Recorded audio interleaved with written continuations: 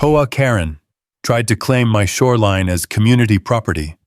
I'm Elias, and this is the story of how an HOA president tried to take my lakefront, built a dock on my land, and even called 911 when I tore down her illegal mess.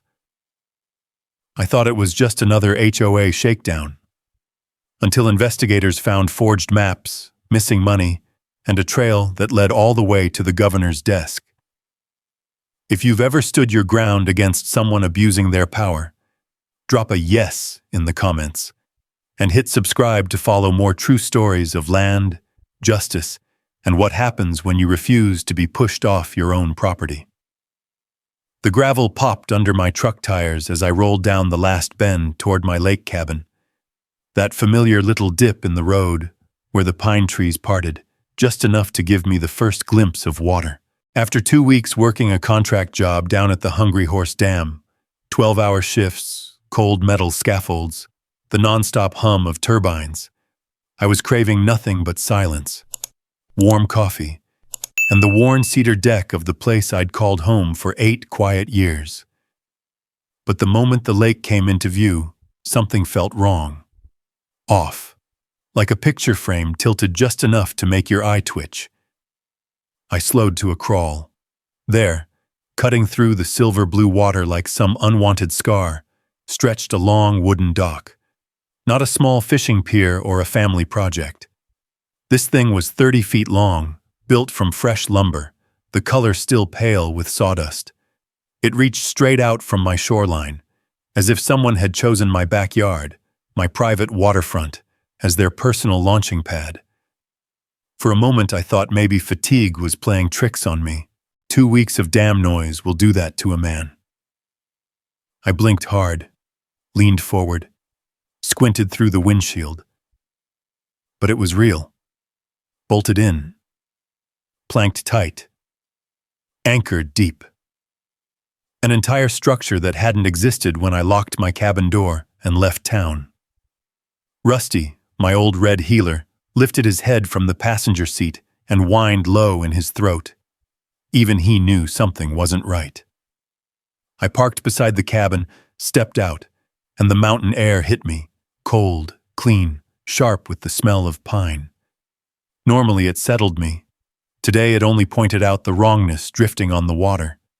The lake was calm, barely rippling, but that dock sat heavy and smug like it belonged, like it had grown roots overnight. I walked down toward the shoreline, boots brushing through the frost-tipped grass. Each step made my jaw tighten a little more. This was private land. My land.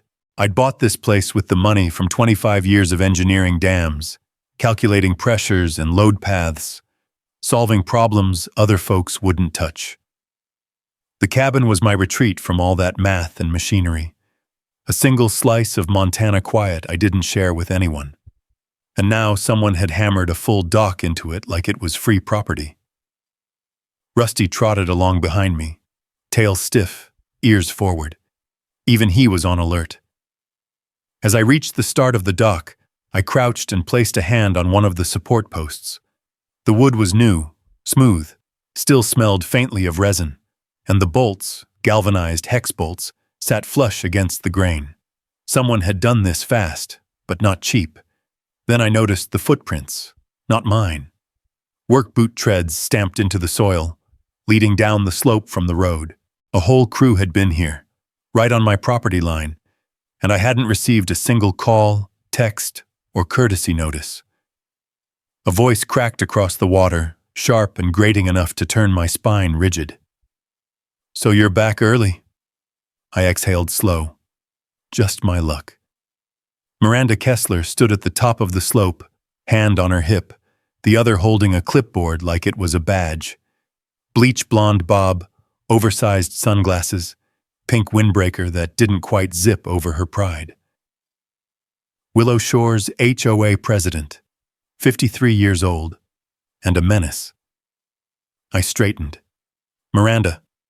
She started down the slope toward me, every step crunching like an accusation. "Beautiful, isn't it?" she said, gesturing at the dock as if she'd gifted me a luxury boat slip. "What is this?" I asked, keeping my voice level. A community dock, she replied with a smile thin as fishing line. The board approved its construction while you were out of town. Our lakeside needs updated amenities. Your board can't approve structures on land you don't own. She waved her hand as if brushing aside a fly. Oh, don't start with legalese, Elias. The community needed this. You weren't here. We moved forward. I stared at her for a long second. You built a 30-foot dock on my private shoreline without permission. It benefits everyone, she said, her voice rising. And as HOA president, I have the authority to enforce community improvements. That's not how authority works. Her smile hardened. If you touch a single board, Elias, you'll be fined for destruction of HOA property and obstruction of community assets. There it was, that smug threat, polished from years of bossing folks around who never fought back. She liked control, liked intimidation, liked believing she owned anything her clipboard pointed at. Behind her, the lake glimmered under the morning sun, as if mocking the absurdity of the moment. I kept my breath steady. Years of engineering, emergency maintenance, and field inspections had taught me how to slow time in my head, how to think when others panicked or yelled. Miranda, I said quietly, this wasn't your land to build on. She lifted her chin. Well, it is now, and any refusal to cooperate will be handled through enforcement. Rusty let out a low growl. I didn't blame him. I didn't argue, didn't shout, didn't give her the satisfaction of riling me up. Instead, I stepped back, letting the cold wind curl around us, carrying the scent of lake water and fresh cedar. I simply looked at the dock again.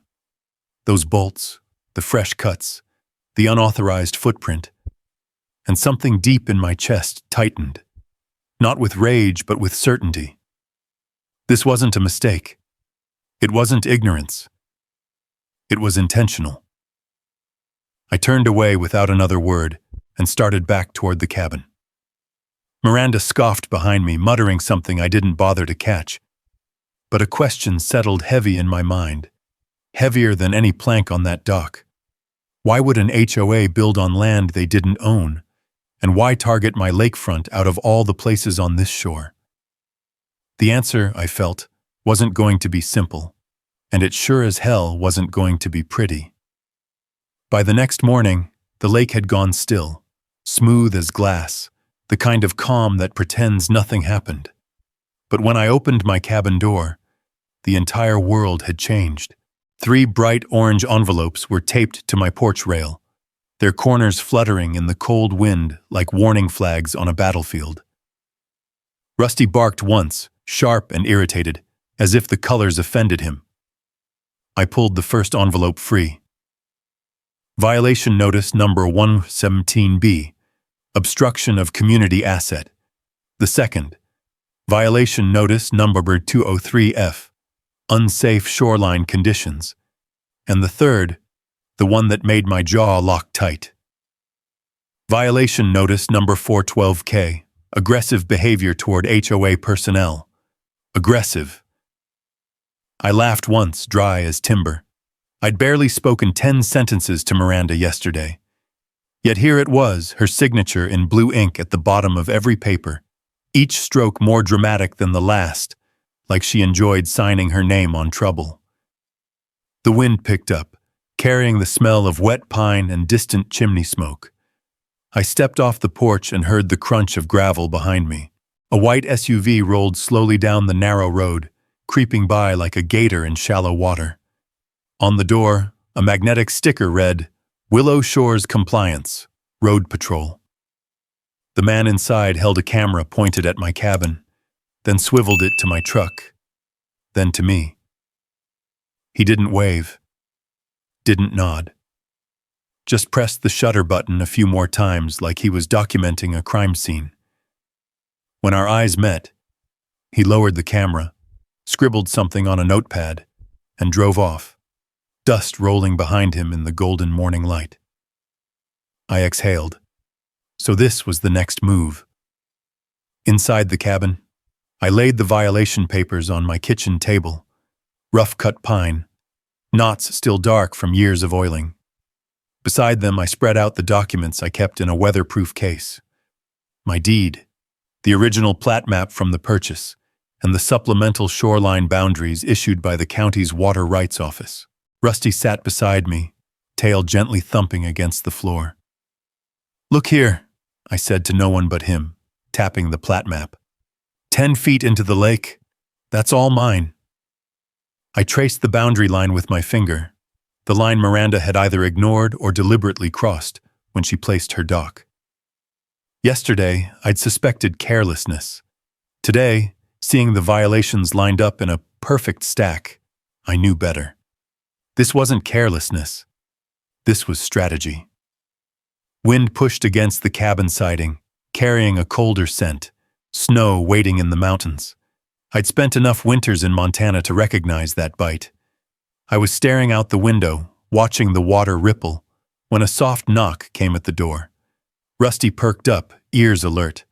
I opened it to find Mrs. Halpern, a widow who lived 2 houses down. She clutched a tattered cardigan around her and looked like she'd rather be anywhere else. Elias, she whispered, voice barely above the wind. "I thought you should know. Miranda's been telling folks you threatened her yesterday. Said you raised your voice. Got in her face." I blinked. I didn't even step toward her. "I know," she said quickly, glancing over her shoulder. "But she was at my house this morning. Made it sound like you're some kind of danger to the community." Her fingers trembled as she held out a folded paper. I opened it. A printed memo, stamped with the HOA logo. Community alert. Resident safety notice. Subject: concerning behavior from Lakefront owner. Heart pounding, I scanned for my name. It was there, bolded. "She's trying to isolate you," Mrs. Halpern whispered. "If you need help, you let me know." I thanked her, and she hurried off down the path like she didn't want anyone to see her talk to me. The moment she disappeared, my cabin felt smaller, tighter, like Miranda was already pushing against the walls. I grabbed my coat, deed folder, and a pair of reading glasses I barely used. Then I headed down the gravel drive toward my truck. Rusty hopped in beside me before I even whistled. "County office first," I muttered, starting the engine. The smell of old leather and motor oil wrapped around me. Comfort, familiarity. As I drove past the neighboring cabins, blinds shifted, faces peeked, conversations stopped mid-sentence. The entire place felt like a small theater where I'd suddenly been cast as the villain. The county building sat 30 minutes away, tucked against the base of a mountain ridge. I walked in, boots echoing against cold linoleum, and approached the zoning desk where a woman with a neat braid and sharp eyes glanced up. "Morning," I said.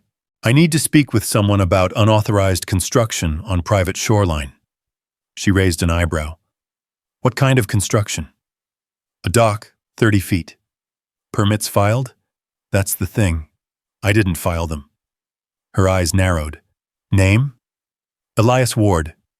She flipped through the computer, fingers tapping quickly. Then she frowned. "Nothing. No permits, no applications, no easements, nothing under your parcel or the HOA's.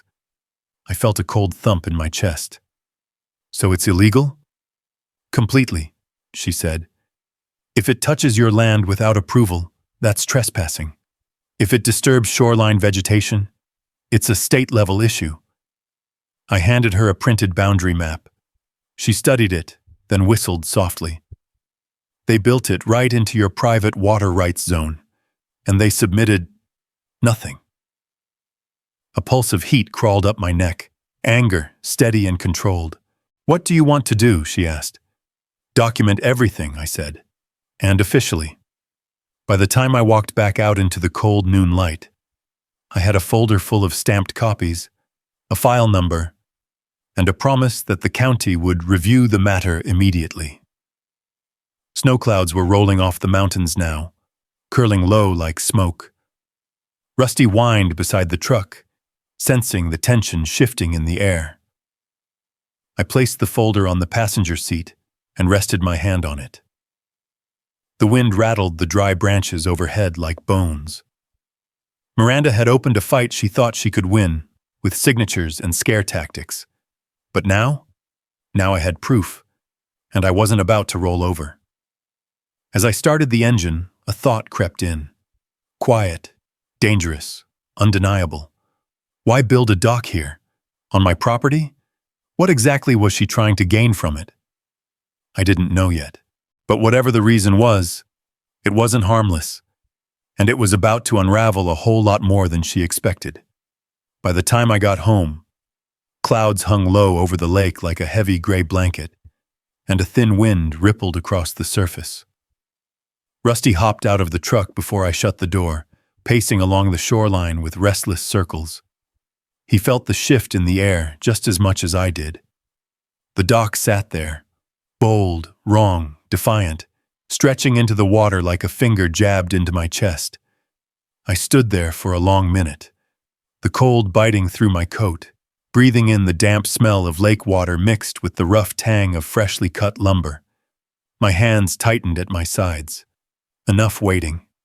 Enough warnings taped to my railing. Enough lies being passed around by a woman who thought a clipboard gave her divine authority. I went to my workshop behind the cabin, a simple shed with a tin roof, stacked with tools I trusted more than most people. I pulled out gloves, my cordless drill, a crowbar, a pry bar, and a bucket of galvanized screws. Not because I needed extras, just because having them close reminded me that I was doing this by the book.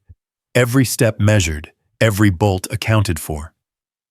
Rusty followed me to the dock, ears perked. "Let's get started," I murmured. The first bolt came out easily, too easily. Whoever built this rushed the job.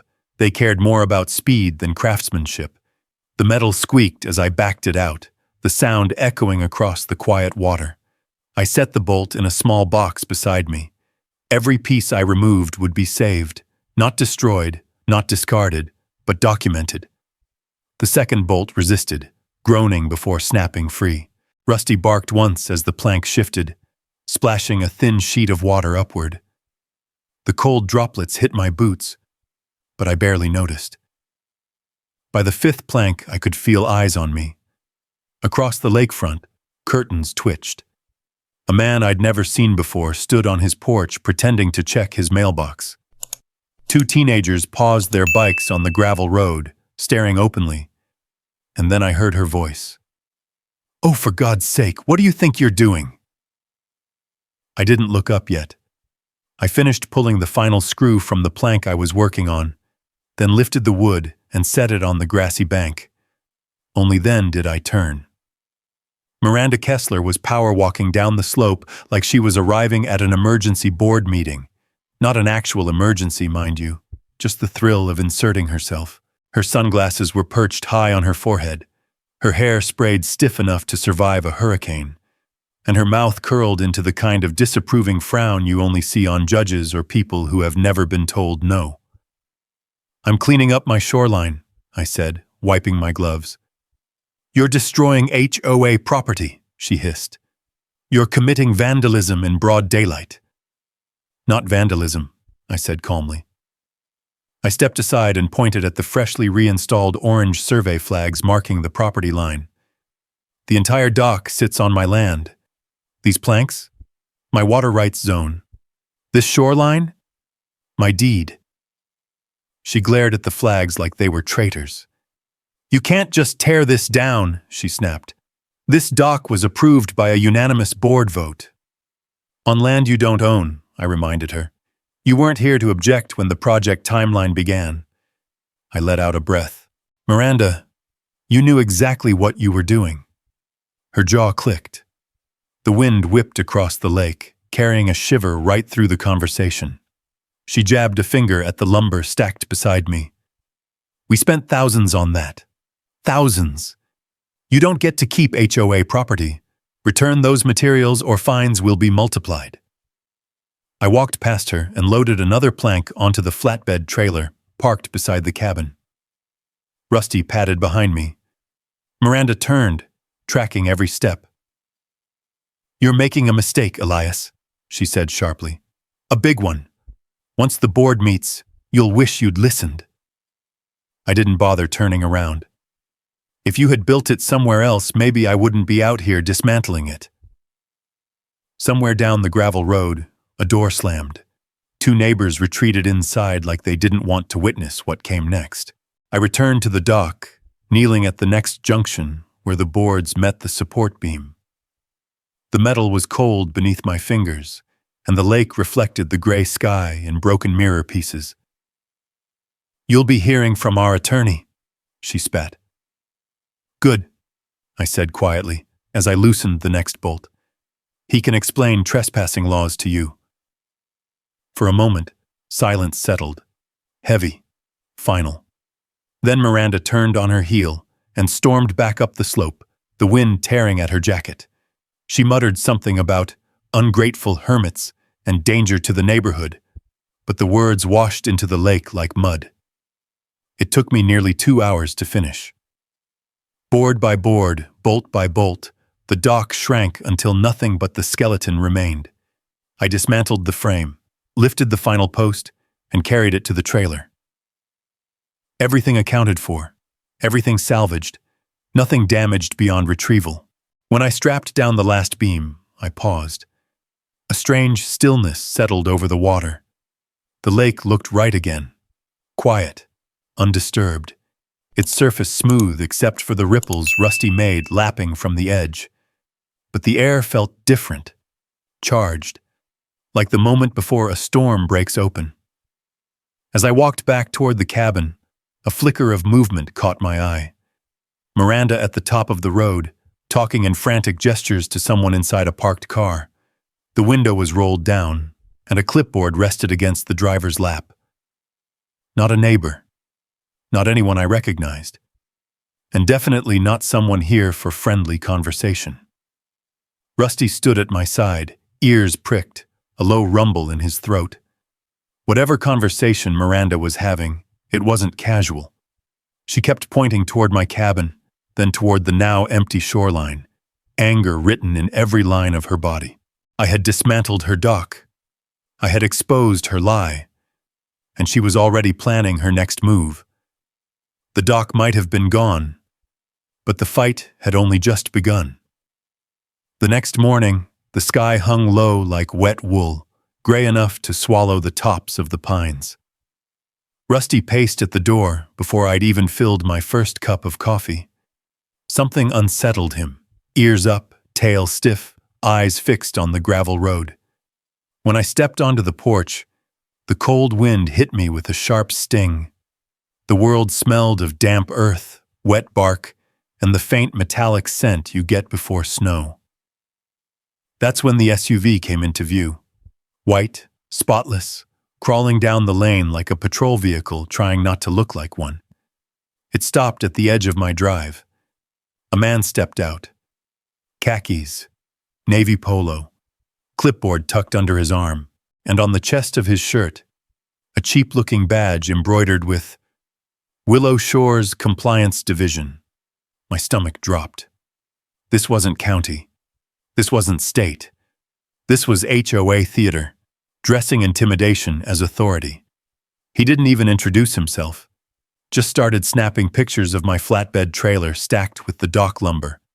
He circled it twice, crouched once, even squinted as if measuring the shadows cast by the beams. Then he scribbled something on his clipboard, tore off a page, and walked toward my mailbox. Rusty barked hard. The man ignored him. He slid a bright orange paper into the metal slot, slapped the mailbox door shut, and walked back to his vehicle without a word. Only when the SUV turned around and disappeared into the tree line did I pull the paper free. Violation notice. Immediate fine. Unauthorized possession of HOA construction materials amount. Due, $500 deadline, 5 days. Failure to comply will result in enforcement action. Below it, a thin printed signature. Compliance Officer J. Tillman. The letterhead tried to mimic a government citation, bold serif font, seal-like logo, but the logo was slightly crooked, and the formatting was off, margins uneven like someone who didn't understand document templates had tried their best. I let out a slow breath, folded the paper once, then walked around to the back of my shed. The wind hummed through the pine needles overhead. Rusty followed close behind.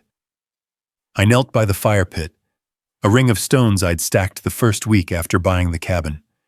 I tossed the violation onto the cold ash. Then I struck a match and let the flames swallow the counterfeit authority one corner at a time, until it curled into blackened lace and vanished. Enough was enough. I went back inside, grabbed my deed folder, the Shoreline plat map, the printed survey boundaries, and the USB drive with camera footage showing the HOA crew hauling lumber across my lawn. I packed everything neatly into a weatherproof case and loaded Rusty into the truck. We drove to the county courthouse through gusts of wind that pushed across the road like invisible waves. Snowflakes flirted with the air, small, tentative. The kind of snow that says I might settle if you give me a reason. Inside, the courthouse smelled of old paper and polished tile. Fluorescent lights buzzed overhead. A woman at the zoning counter, dark hair, crisp uniform shirt, nameplate reading Jasmine Ryle, looked up as I approached. "Morning," she said. "Need assistance?" I placed the folder on the counter. Unauthorized construction on my lakefront, built by the HOA while I was out of town. No permits, no easements. It intruded into my private water rights zone. Her eyebrows rose. "That's a serious claim." I brought proof. I laid the documents out. Deed first, then the plat map, then the boundary stamps. Each page looked cleaner and more legitimate than every violation the HOA had slapped on my property. Jasmine examined them slowly, tracing the shoreline boundary with a fingertip. The room felt painfully silent, as if the whole courthouse held its breath. "This is valid," she said at last. "Very valid. And if they built a structure here without filing anything..." She let out a long exhale. "That's not just an HOA problem. That's a zoning and environmental issue." "Can you confirm no permits were filed?" I asked. She typed quickly, eyes narrowing as she read the screen. "Nothing from you. Nothing from them. Nothing from any contractor in Willow Shores." "Then their dock was illegal," I said. "More than illegal." She closed the file with a soft thump. "That lake is protected watershed. Any shoreline modification requires county review and EPA notice. You said they drove pilings in?" "Deep enough to disturb the sediment," I replied. Her shoulders tightened. "Then they may have violated federal environmental regulations." A gust of wind rattled the courthouse windows, like the outside world agreed. Jasmine slid a form toward me. "I'm opening a formal zoning report. We'll need photos, timestamps, footage, everything you've got." I handed her the USB drive. She plugged it into her computer. Within seconds, she leaned closer to the screen. "They brought lumber onto your lawn," she murmured. "Multiple entries. No safety gear. No site markers. This is reckless." Rusty sat at my heel, watching her carefully. "Mr. Ward," she said, turning back to me, "I'm initiating a code enforcement review and notifying the Environmental Board. With your permission, we may need to contact law enforcement if property lines were violated." "You have my permission," I said. Her expression softened, more human now. "Prepare yourself. HOAs like this, they don't back down easily." "I'm not asking them to back down," I replied quietly. "Just to step back from what isn't theirs." When I left the courthouse, clouds had thickened into a heavy, brooding ceiling. More neighbors were out than usual, walking their dogs, sweeping porches, rearranging things that didn't need rearranging. Some looked away when I drove by. Others stared too long. Rumors traveled faster in small communities than weather. As I pulled into my drive, something caught my eye. A letter tucked under a stone by the steps. I picked it up, unfolded it. Typed, anonymous. Your recent behavior has drawn unnecessary attention. Return the materials. Apologize. Do not escalate further. For the good of the community. No signature. No address. No courage behind the words. I slid the letter into my expanding file labeled HOA Shenanigans and looked out toward the empty shoreline, where the lake lapped gentle waves against the undisturbed soil. Miranda had thrown everything she had into intimidation. Violations, fake compliance officers, anonymous threats. But she'd made her mistake early. She built her lies on my land. And once the government stepped in, lies never lasted long. The next morning came colder than usual, the kind of cold that slid under the doors and settled deep in the wood grain of the cabin. Frost gathered around the edges of the windows, framing the view of the lake in thin white veins. Rusty stood at the glass, tail low, ears perked, watching something moving by the shoreline. I stepped out onto the porch, the boards creaking under my weight. The air smelled of damp pine and the faint metallic promise of snow. Down by the water, a county truck idled quietly, steam puffing from its exhaust in slow bursts. Beside it stood Jasmine Ryle, the zoning officer, clipboards tucked under her arm. With her were two others, a county surveyor with a laser scope and a sheriff's deputy chewing on the stem of a pen. Their boots crunched across the frosted grass as they approached the waterline. I headed down the slope to meet them, Rusty trotting close behind. "Morning, Mr. Ward," Jasmine called, breath clouding in the cold. "Morning," I replied. "Didn't expect you so soon." "Given what you reported," she said, "we fast-tracked the inspection." The surveyor, a tall man with wind-chapped cheeks, pulled a few stakes from a canvas bag slung over his shoulder. "We'll be marking out your official property line," he said. "Shoreline's always tricky, but your documentation is clear." He set up a tripod with a laser crosshair device, its soft red beam flickering across the grass. The deputy walked beside him, snapping photos. The wind picked up, sending ripples through the lake. Miranda's dock had been gone for 2 days now, but the earth still held the scars. Small depressions where the pilings had been driven in, churned mud where vegetation had been disturbed, a faint chemical smell where treated lumber had sat too long. "What exactly are you looking for?" I asked. "Any sign of environmental disruption," Jasmine said, crouching near the water's edge. "This lake is part of a protected watershed. No construction allowed without review." She pointed to a cluster of flattened reeds. "This is new. And these?" She indicated dark streaks along the soil. "Treated wood leaching into shoreline sediment." The surveyor hammered a stake into the ground with a clean, sharp strike. Thunk, another, thunk, another, thunk. Each stake defined a piece of truth Miranda couldn't wiggle out of. Not with fake citations, not with anonymous threats, not with her board whispering behind curtains.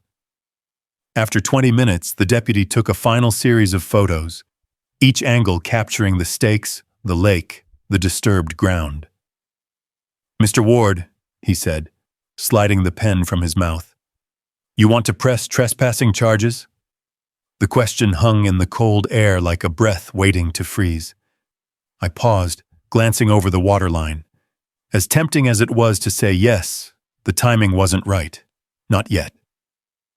"Let's see how they react to this," I said. "I want the investigation to run its course." The deputy nodded. "Fair enough." Just then, movement caught my eye.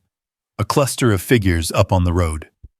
3 neighbors bundled against the cold, pretending to walk their dogs. Except they weren't walking anywhere. They were watching, studying the stakes, the county truck, the officers. Their expressions were tight, uncertain, as if they were trying to understand which way the wind was shifting. The surveyor packed up his gear. "We'll file our report with the county today," he said. "Expect follow-up from environmental and legal." As they headed back to the truck, Jasmine lingered. "Mr. Ward," she said, lowering her voice, "you should know. We've had complaints about Willow Shores before. Mostly petty stuff, Mailbox height, flower beds, noise disputes. That sounds right, I muttered.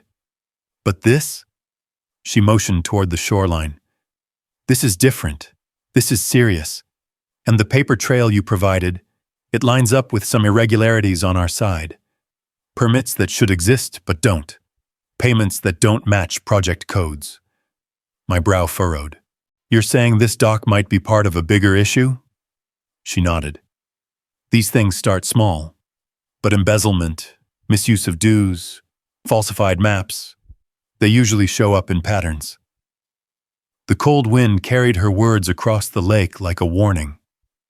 I'll be in touch, she said, heading back to the truck.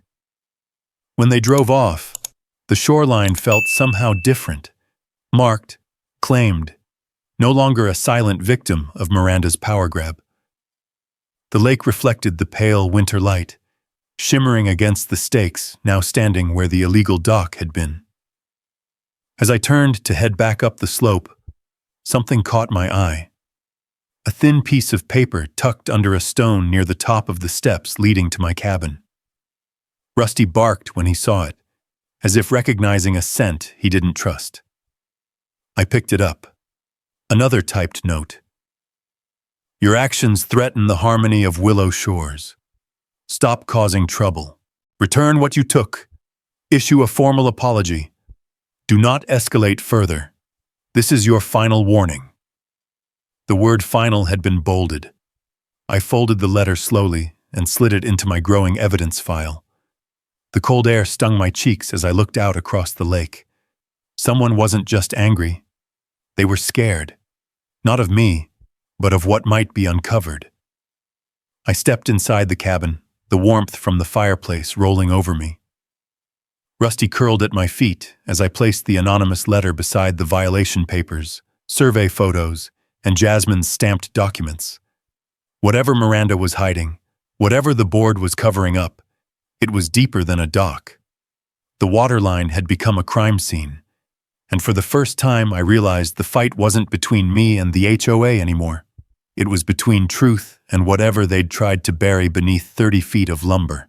The next couple of days fell into an eerie kind of quiet. Not peaceful. No, nothing close to that.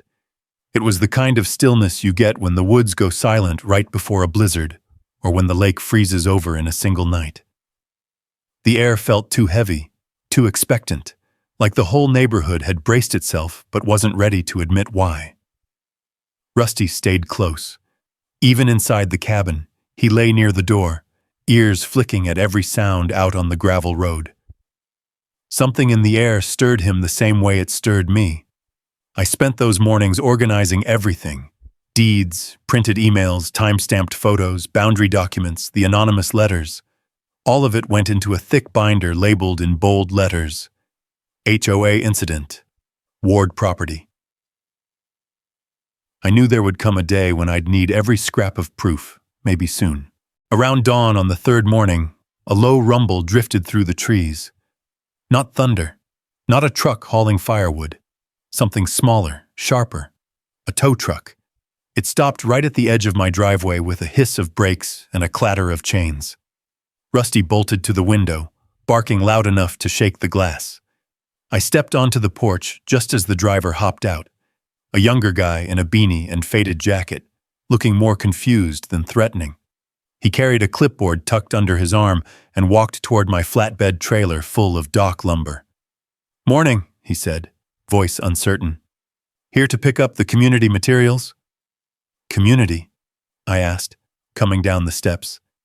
"You mean those beams the HOA dumped on my property without permission?" He blinked. They said this wood was illegally taken and needed to be returned." I let out a slow exhale, then walked to my garage door and pulled down the sheriff's boundary photos, printed large, pinned to a corkboard so anyone who walked up could see.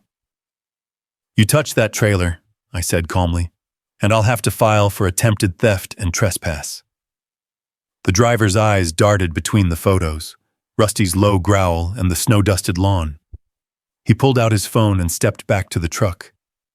A short call later, he gave a stiff nod. "Sorry," he said. I was told this belonged to the HOA. It doesn't. I get that now. He backed off quickly, and within a minute the tow truck disappeared down the road, leaving only exhaust fumes curling in the cold air. But the moment he left, the quiet felt somehow heavier, like Miranda was hitting the limit of her petty tricks and preparing something bigger.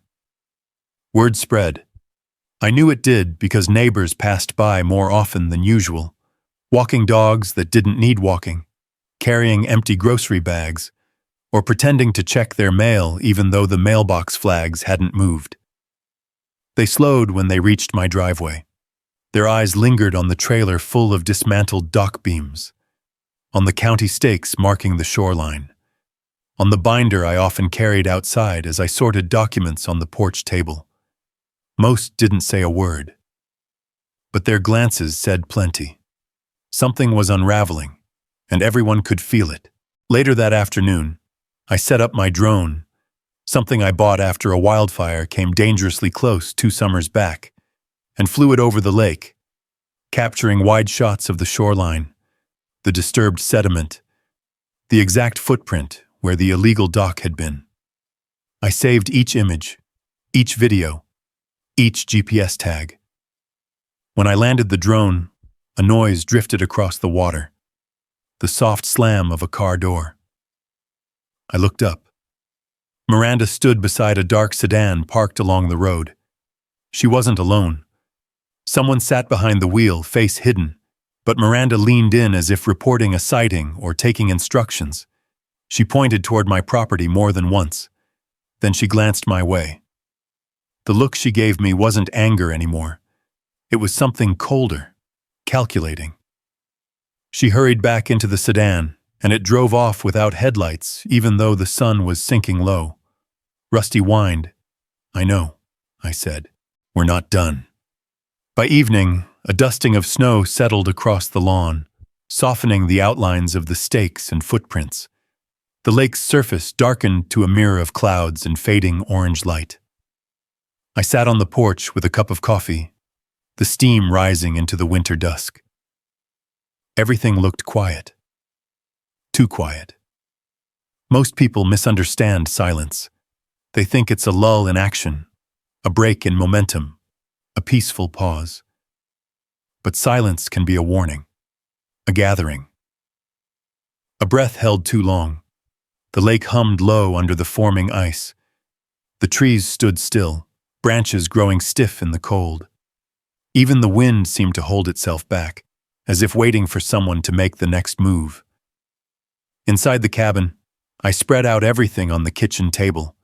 Deeds, maps, letters, violation notices, screenshots, drone footage. I organized them into sections, dates aligned, documents labeled, gaps identified.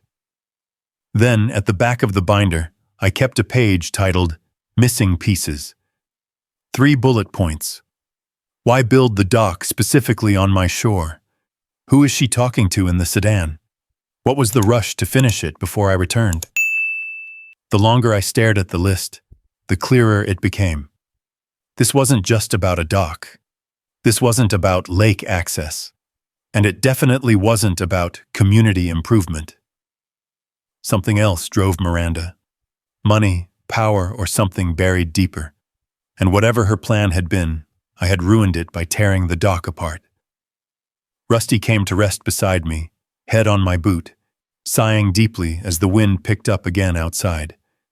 I closed the binder and looked out at the lake one last time before turning in. Some storms arrive with thunder and lightning. Others arrive with silence. This one was the second kind, and I knew the loud part wasn't far behind. It arrived on the morning of the 4th day. Loud not in volume, but in consequence.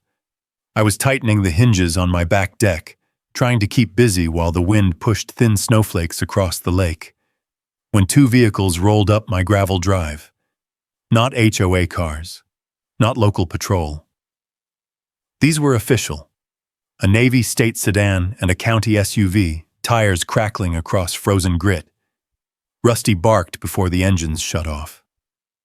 2 people stepped out, each carrying an air of quiet authority. The first was a tall man with a trimmed beard and dark winter coat, flipping open a badge with practiced ease. "Detective Nolan Briggs, County Property Crimes Division," he said. The second, a sharp-eyed woman in a charcoal wool jacket, held up her own credentials. "Mara Dalton, State Auditor's Office." They approached with purpose but not hostility, boots sinking slightly into the frost-hardened earth. Behind them, the lake glimmered in strips of weak winter sunlight. "Mr. Ward," Briggs said, "we'd like to talk to you about the dock that was built on your shoreline."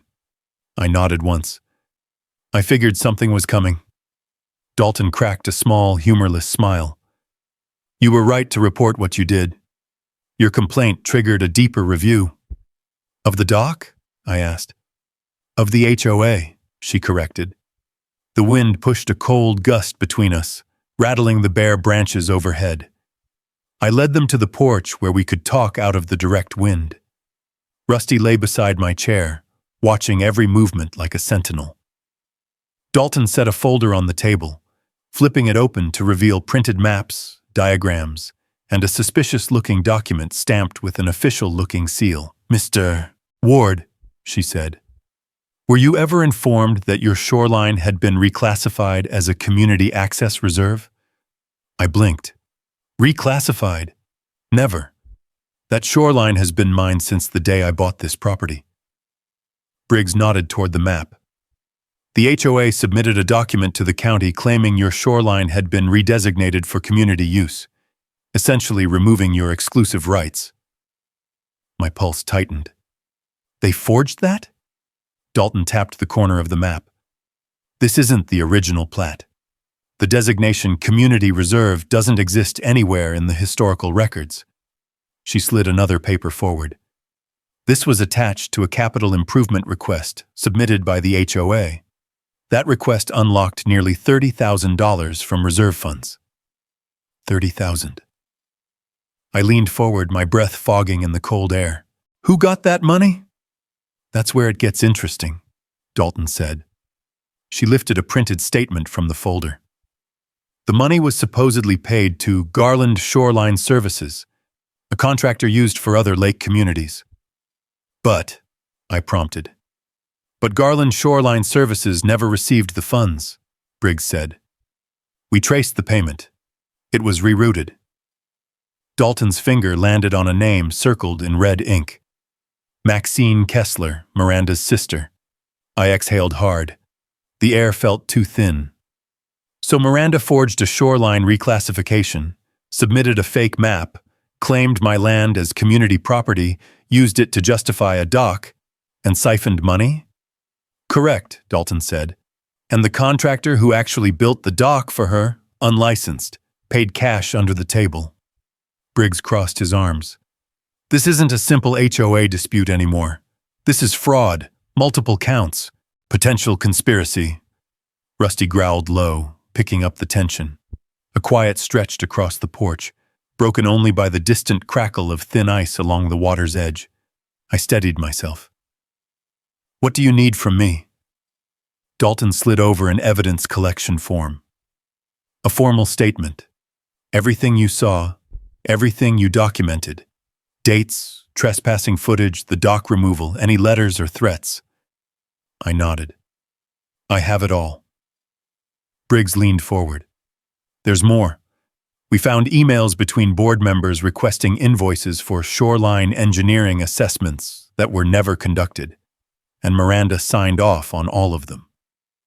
I felt a chill crawl down my spine. This one not from the winter wind. "And the dock?" I asked. Dalton shook her head. "It was the trigger. Your land was chosen because your shoreline has the most stable bank for construction. It was strategic. They needed a physical project to justify withdrawing the funds." "Why not build it on common land?" I asked. "Because," Briggs said, "the board thought you were out of town long enough not to notice. One board member even wrote, and I quote, 'Ward won't be back until next week. We can have it built before then.'" A long silence followed. Rusty nudged my leg, sensing something heavy in the air. The lake gave a faint groan under shifting wind. Winter's quiet complaint. Dalton gathered her papers. We're pursuing warrants for HOA financial records, but your cooperation will strengthen the case. You'll have it, I said. As they stood to leave, Briggs added, Mr. Ward, be prepared. Miranda won't take this quietly. I watched the two officials walk back to their vehicles, frost crunching beneath their steps. When the engine started, a plume of exhaust rose into the still air like a warning flag. The lake felt different, no longer just a place of quiet mornings and fishing lines. It had become evidence, proof, a witness. And as the cars disappeared down the road, I realized the storm had finally broken open. Everything up until now, the violations, the fake compliance officer, the anonymous letters, had only been Miranda's warm-up. The real fight was here. Not petty, not personal, criminal. And for the first time since this started, I knew I wasn't facing it alone. But knowing that didn't prepare me for what came next. That evening, as the last of the weak winter sunlight slid behind the ridge, someone knocked on my door. 3 soft taps, hesitant, careful. Rusty lifted his head and barked twice before falling quiet again, tail thumping slowly as if he recognized the visitor's scent. I opened the door to find an older man, bundled in a wool coat, leaning slightly on a cane. His face was lined, his eyes sharp and steady. I recognized him vaguely from down the road. He lived in the cedar-sided house with the stone chimney. "Elias Ward?" he asked. "Yes, sir." He extended his hand. "Name's Henry Paxton, retired judge." That caught my attention. "Judge?" He nodded, stepping inside when I motioned him in. The warmth of the cabin seemed to soften him slightly. He set a 6-pack of local ale on the table like it was a peace offering. "I brought these," he said. "Figured you might need one. Or all 6. I cracked a smile despite myself. "You're not wrong." We sat at the kitchen table, the lake visible through the frosted glass behind him. Henry tapped the wood with a slow rhythm as he studied the binder I'd laid out. Maps, letters, time-stamped photos, violation notices, the forged Shoreline designation. "Miranda overplayed her hand," he murmured. "She's been getting bolder every month. But this dock business," he shook his head. "Illegal construction on private land, forged documents, misuse of HOA funds. She's crossed into something she can't talk her way out of." "What made you come here?" I asked. He set his hands over the 6-pack and sighed. "The auditor and detective visited me today. Asked questions about the HOA. About past expenditures. About patterns of behavior." His gaze drifted to the shoreline. I told them what I knew. "And what do you know?" "That Miranda's been treating this community like her personal fiefdom for years, and most folks were too tired or too scared to push back." Rusty pressed against my leg, sensing the shift in the room. Henry leaned closer, lowering his voice. "There's going to be a reckoning, Elias, and the community needs someone steady when it happens." Before I could respond, another knock came at the door. This time it wasn't soft. It was angry. Rusty growled, deep and thunderous. I opened the door to find a cluster of residents on the porch, 6 or 7 neighbors bundled in coats and scarves, breath drifting like smoke. Some I recognized, others I'd only seen from a distance. Their faces were tense, troubled, drawn with weeks of whispered rumors. A tall woman stepped forward. "We heard county officials were here," she said. "Is it true? Did the HOA really break environmental laws? And did they forge maps?" another asked. "Because that's what folks are saying." Henry rose from the table and joined me at the doorway. His presence seemed to steady the crowd. "Everyone," he said, "come in or gather around, but keep your voices low. This isn't the time for panic." We ended up on the porch, steam rising from everyone's breath as snowflakes drifted lazily around us. Some neighbors stood. Others sat on the steps. The lake behind us glowed faintly with the reflection of porch light, rippling gently against the stakes the county had left behind. I explained what I could, carefully, without speculation. The forged Shoreline document, the rerouted funds, the unlicensed contractor, the investigation underway. Every word landed like a weight dropping into the lake. "I knew it," muttered a man with a baseball cap pulled low. "She raised the dues last year, said it was for irrigation repairs. Nothing ever got fixed." "And the playground renovation," another said. "We paid for it twice." "She's been lying to all of us," whispered an older woman. "For how long?" Henry raised a hand. "This is why we need to be smart, not reactive. An emergency meeting needs to be called, not by the current board, but by the homeowners themselves." The tall woman nodded. "We need accountability." "And transparency," another neighbor added. "And someone who understands what's going on," said a man near the steps. He looked straight at me. "Elias, you've done more in a week than we've done in a year." I felt Rusty's warm weight against my leg, grounding me. "I'm not looking to lead anything," I said quietly. Henry stepped forward, placing a firm hand on my shoulder. "Sometimes leadership isn't something you seek. Sometimes it comes when the truth chooses you." The porch fell silent. Only the wind through the pine branches broke the stillness, carrying the scent of distant snow and frozen earth. That evening, the homeowners drafted a petition. 28 signatures gathered in less than an hour, authorizing an emergency community meeting to question the HOA board. The paper felt heavy in my hands, not just from the ink, but from the weight of what it represented. A community finally waking up. I promised I'd attend the meeting, though in truth, I still felt the ground shifting beneath my feet. This wasn't just my fight anymore. It belonged to all of us. As the neighbors dispersed into the cold, Henry lingered. "You need to be ready, Elias," he said, gripping his cane. "People like Miranda, they don't go down quietly. When cornered, they lash out." "Let her," I said, voice low and steady. "This time she's cornering herself." Henry nodded. "Tomorrow evening, the clubhouse. Bring your evidence." After he left, I stood on the porch for a long moment, watching the snow settle lightly on the stakes along the shoreline.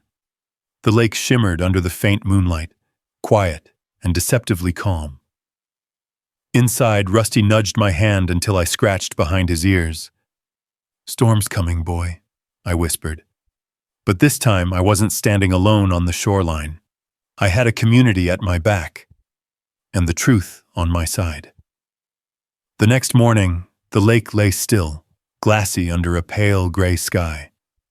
A thin layer of ice clung to the shallows, cracking softly whenever a breeze rolled across it. Rusty paced near the window, tail flicking. He sensed the tension before I did. At first, it was only a faint hum in the distance, an engine cutting through the cold air. Then another, and another. I stepped out onto the porch just as two vehicles turned onto the gravel road, a dark blue State Patrol SUV. Behind it, a county sheriff's sedan. Both slowed in unison, tires crackling across frost-hardened dirt. The cars stopped near my drive. Doors opened. Uniforms stepped out. This wasn't a visit. This was an operation. Rusty barked sharply, then fell quiet as if he understood the weight of what he was seeing. The sheriff's deputy from earlier approached me. "Mr. Ward," he said, "you'll want to see this." I followed him to the road. Up the slope, outside Miranda's home, a large two-story with a wraparound porch and artificial potted plants, officers were already assembling. One read from a clipboard. Another adjusted a body cam. A pair of state police stood by the steps, frost clinging to their jackets. Then Miranda herself burst through the front door. Her hair was wild, her pink cardigan thrown on over a nightgown. No sunglasses this time, no clipboard. Just shock, anger, and fear in equal measure. "What is the meaning of this?" she shouted, voice cracking through the cold. "You can't just show up at my house." A state officer calmly read her rights. "Miranda Kessler, you are under arrest for conspiracy to commit fraud, falsification of public records, and misuse of community funds." Her jaw dropped. "That's absurd. I run this neighborhood." The officer didn't respond. He gently took her arm as she staggered back, sputtering. "You can't. No, this is harassment. This is retaliation. It's because of him." Her wild eyes snapped toward me. "He's orchestrated all of this. He's lying, fabricating, manipulating." Her voice broke as handcuffs clicked around her wrists. The moment froze in time. The porch steps, the officers, the pale winter light, Miranda's panicked breathing, and the unmistakable truth crashing down on her shoulders. As they guided her toward the patrol SUV, she shouted one final accusation. "You think you've won, Elias? You just wait. You'll see. This isn't over." But it was. And it wasn't just her. Another board member, a thin man with wire-rimmed glasses, was escorted out of his house 1 block down, arrested for obstruction and failure to report known wrongdoing. A third attempted to slip out the back door of his home, only to be intercepted by 2 officers. The treasurer wasn't so lucky. He tried to make a run for it in an old sedan, but the sheriff's car cut him off at the intersection. They pulled him from the vehicle, hands raised, trembling as he begged for leniency. I stood at the edge of my property with Rusty, watching the scene unfold like a slow-motion avalanche. Neighbors emerged from their homes, bundled in coats and scarves, arms crossed against the cold, as blue and red lights reflected off icy windows. For the first time since this started, people weren't whispering. They were speaking openly. She forged the Shoreline map. I knew something was off with the dues. This is what happens when power gets unchecked. Elias tried to warn us. About time. Then came the news van, Channel 5, same one that covered county issues. A reporter stepped out, hair whipping in the wind, camera crew right behind her. They filmed everything, the patrol cars, the arrests, the boarded-up HOA office down near the community entrance. A drone lifted into the sky, panning across the lake, capturing the staked shoreline and the empty space where the illegal dock once stood. By noon, the headline was already online. HOA president arrested in Willow Shores, fraud scandal. Illegal dock construction, sparks. Criminal investigation, neighbors huddled together near the community sign, watching the scene unfold. Some apologized to me quietly. Others simply met my eyes with the kind of expression people wear when they realize they've been complicit by silence. The state auditor, Mara Dalton, arrived shortly after the arrests were made. She spotted me near the road and walked over, her breath rising in steady clouds. "Mr. Ward," she said, "just thought you should know. The governor's office has been briefed. Given the scope of the fraud, the misuse of environmental permits, and the forged documents, the HOA's authority is being suspended pending a full audit." I blinked. "Suspended? Entirely?" She nodded. "Effective immediately. No more citations. No more fines. No more enforcement. The board is dissolved until further notice." The wind shifted across the lake, stirring thin ripples against the broken ice. Mara continued. "A state-appointed financial monitor will take over. Once the audit concludes, there will likely be restitution hearings." It was like hearing the final piece of a long, complicated puzzle fall into place. The HOA wasn't just losing power. It was being gutted from the inside. Neighbors began clapping. Not loud, not celebratory, just a soft ripple of relief. An exhale years in the making. One woman approached me, face flushed with cold. "Thank you," she said quietly, "for standing up when the rest of us didn't." Another man nodded. "You saved this community." I shook my head. "I just protected my land." Henry Paxton arrived shortly after, cane tucked under one arm, his breath catching when he saw the patrol cars pulling away. "Well," he said, "I've presided over a lot of courtroom surprises in my day, but this one takes the cake." "Feels surreal," I admitted. "It should," he replied. "Justice always feels a bit surreal when it finally lands." By late afternoon, quiet returned to the neighborhood, but it wasn't the tense, suffocating quiet from before. This was a release, a loosening, the sound of an entire community resetting. As the sun dipped low, I stood at the shoreline with Rusty at my feet. The cold wind painted the lake with streaks of gold, shimmering across open water. The war Miranda tried to start? It had ended where it began, on my land, and the truth had won the day. But there was still one chapter left. One final step before any of us could truly breathe. The community needed to rebuild, and I needed to decide what came next. For the first time in weeks, I let myself feel something new. Hope. Not the fragile kind. Not the sort that flickers once and disappears. This felt steady, earned.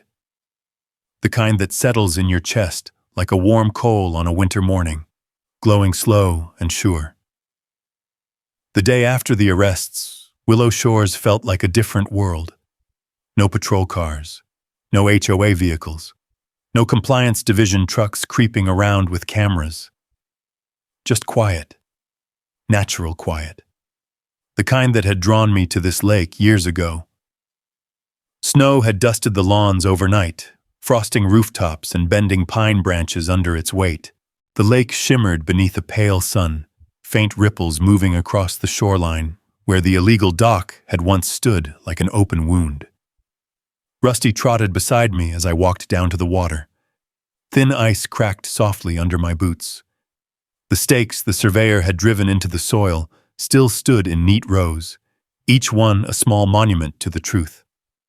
For the first time since this started, the shoreline looked like mine again, whole, untouched. Around mid-morning, neighbors began to gather near the community clubhouse, a squat wooden building with cedar siding and a faded sign. Smoke curled from its chimney, the first sign of life it had shown in months. Folks walked up in twos and threes, bundled in coats, stomping snow off their boots. This was the emergency meeting the homeowners themselves had demanded. When Rusty and I arrived, the room was already crowded. Folding chairs lined the walls, and the low hum of conversations filled the air. Some neighbors nodded when they saw me.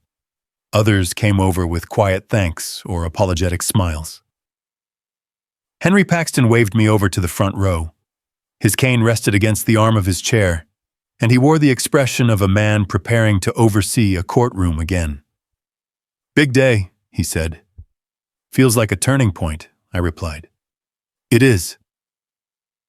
The remaining HOA board members, those not arrested or under investigation, sat at the front of the room looking less like leaders and more like defendants waiting for sentencing.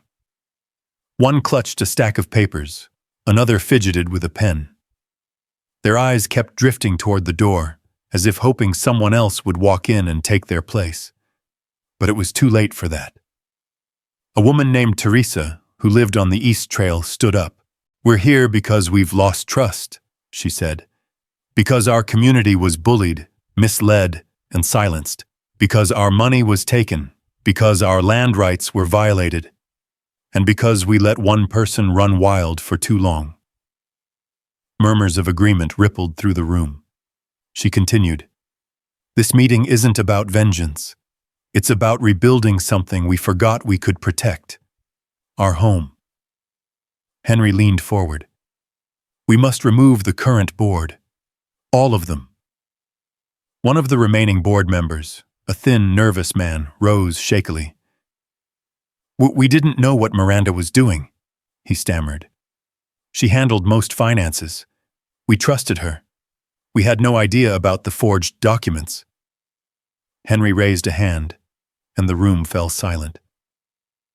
"Trust is not a defense," he said softly. "It's a responsibility." and you failed it. A vote was called. Every hand went up except for 2 abstentions from the back row. In under a minute, the HOA board was officially dissolved. Henry then addressed the room. Until a special election can be held, we appoint a temporary oversight panel of 3 homeowners who have never served on the board.